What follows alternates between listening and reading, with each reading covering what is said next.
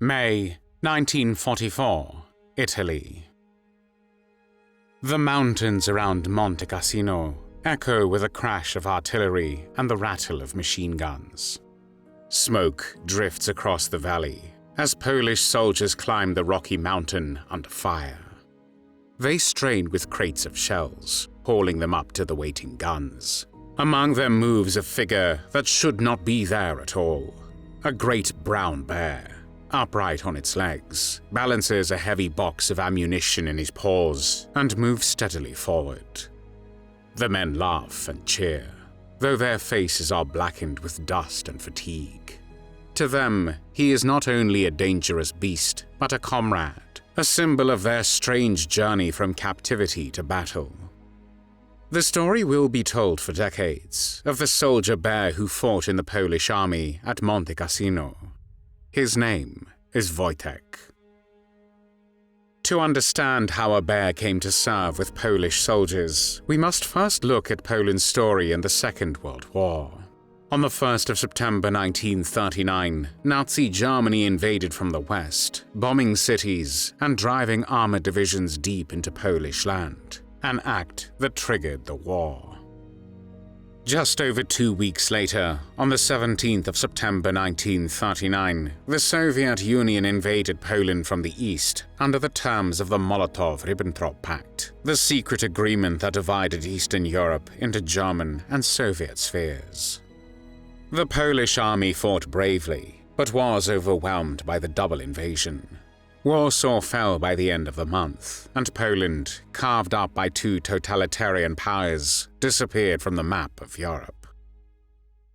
For many Poles, the war meant immediate imprisonment, deportation, or execution. The Germans unleashed terror in the West, while the Soviets deported hundreds of thousands from the east into the gulags, which were brutal Soviet labor camps. Among those deported were officers, civil servants, but also their families. Many would never return. Yet even in the midst of this catastrophe, plans for a Polish army in exile began to take shape. Thousands of soldiers escaped through Romania, Hungary, and later France, joining General Władysław Sikorski's government in exile. When France fell in 1940, many of these men regrouped in Britain, forming units that would later fight in the Battle of Britain and in North Africa. But another army, born of Soviet prisoners, would march a very different road, and it was on this path that Wojtek the Bear entered the story.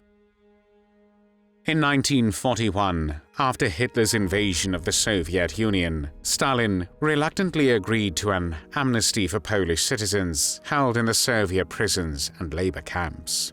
He allowed the creation of a Polish army on Soviet soil, to be commanded by General Władysław Anders, himself recently released from the infamous Lubyanka prison in Moscow. This Anders army drew from the shattered remnants of Polish society in the East, men and women freed from gulags, half-starved children, and families broken by deportations. They were weak, malnourished, and often without proper equipment. Yet, they were determined to escape Soviet control. Negotiations led to the evacuation of tens of thousands of Poles into Iran, where they came under British command. It was here that the soldiers first met the bear cub who would share their journey. Wojtek's story began on the 8th of April, 1942, in the mountains of Iran, where a group of Polish soldiers encountered a small, orphaned brown bear cub. The cub's mother had been killed by hunters, and the animal was being sold by a young boy who had taken him in. When the Poles purchased the cub, they never imagined that the animal would one day become their comrade, a symbol of resistance, and even a formal soldier of the Polish army. They named him Wojtek, a childish form of a Polish name, Wojciech.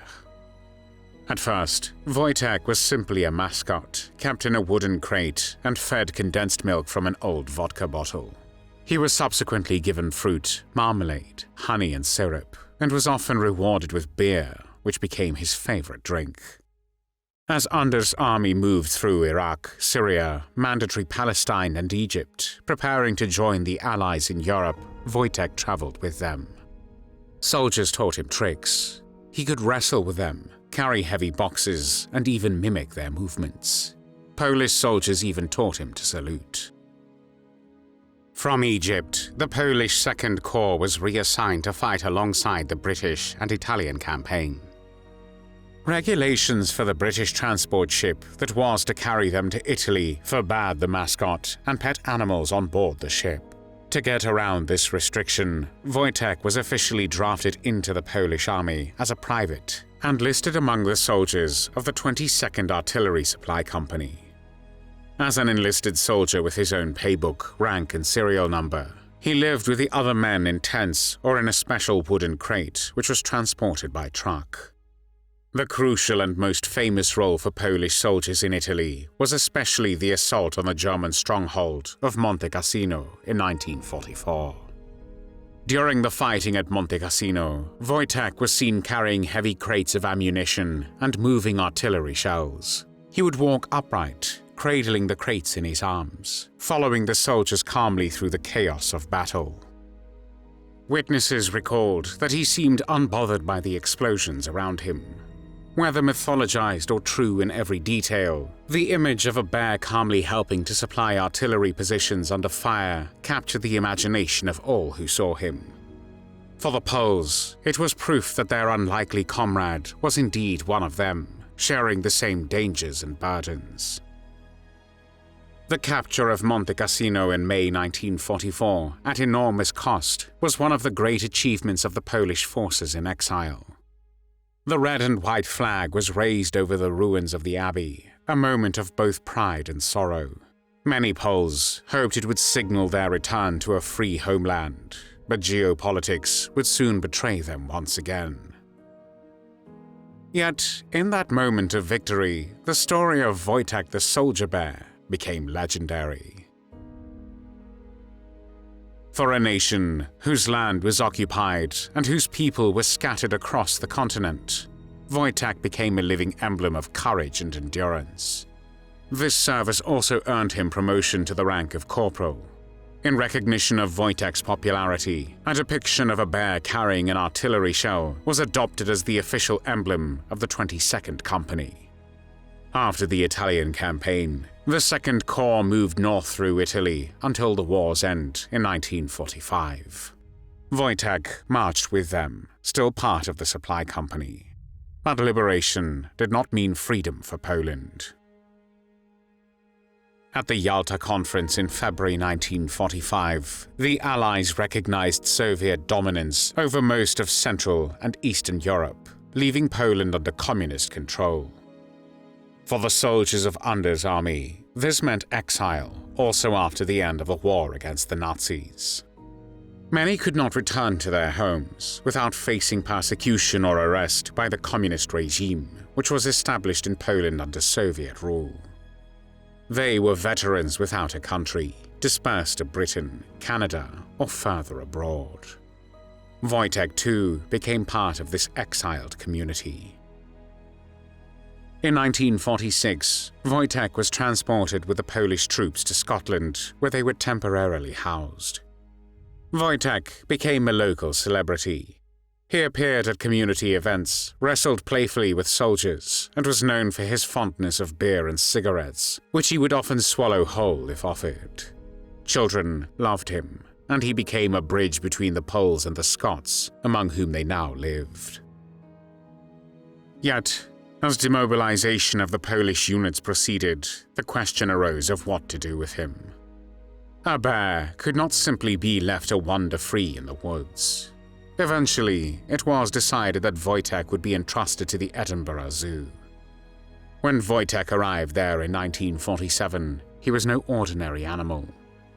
His past was known not only to his keepers, but also to the Scottish public, who had read about the soldier bear in newspapers. Crowds came to see him, and children pressed eagerly against the railings to catch a glimpse of the famous veteran. For them, he was a curiosity, an exotic figure from distant battlefields. For the Polish soldiers who had fought alongside him, however, a visit to the zoo was something far more important. Veterans of the Polish Second Corps came often, sometimes in groups, sometimes alone. They would approach his enclosure and call out in Polish to him. The bear would rise, stretch his great body upright, and amble toward them, often standing as if to salute. Visitors recalled how his eyes would light up at the sound of familiar voices in the Polish language. As the years passed, Wojtek's fame grew. Journalists wrote about him, and his story appeared in magazines, and he was also a frequent guest in the BBC's television programme for children. Polish émigré groups in Scotland and England celebrated him as a symbol of their wartime struggle. The insignia of the 22nd Artillery Supply Company, showing a bear carrying a shell, became a cherished emblem among the veterans, displayed at reunions and memorial events.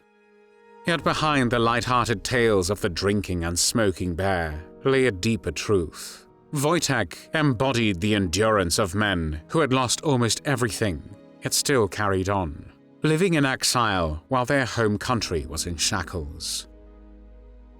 Wojtek lived in the Edinburgh Zoo for more than 16 years, until his death on the 2nd of December 1963 at the age of 21. By then, he was an old bear, battling with depression, moving slowly, but still responding to the voices of Poles who came to see him. When news of his death spread, many veterans felt it was the passing of a comrade. For the Polish community in exile, his death closed a chapter of their own story. Wojtek the Bear was a symbol of the Polish army, the battles fought far from home, and the comrades who never saw a free Poland. Thanks for watching the World History Channel. Be sure to like and subscribe, and click the bell notification icon so you don't miss our next episodes. We thank you, and we'll see you next time on the channel.